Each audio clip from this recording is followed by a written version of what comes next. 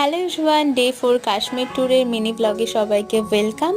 আজকে ছিল বৈষ্ণোদেবীর প্ল্যান, তো সকালবেলা উঠে রেডি হয়ে গেছি। গেট রেডি উইথ মিটা খুব শিগগিরই আপলোড করব। আগে থাকতে বলে দিই, এই দিন আমি তোমাদের সাথে বেশি কিছু একদমই শেয়ার করতে পারিনি, কারণ হাঁটতে হাঁটতে অর্ধেক জীবন আমাদের কালি হয়ে গেছিলো। আমি তো যাওয়ার পথেও কেঁদেছি, কিছু দূর ওঠার পরে, কিছু দূর না একদম লাস্ট মোমেন্টে আসার পথেও কেঁদেছি। আসার পথে তো পুরোটা কাঁদতে কাঁদতেই নেমেছি আমি।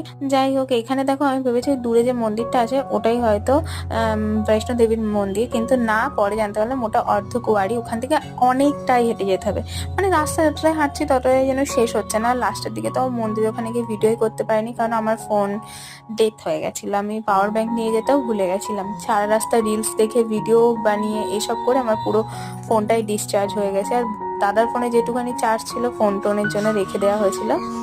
যাই হোক, প্রথম দিকে প্রচুর জোশ ছিল, লাস্টের দিকে সব শূন্য। দেখা হচ্ছে তোমাদের সাথে পরের দিনে ভিডিও নিয়ে। টাটা, ততক্ষণ ভালো থেকো।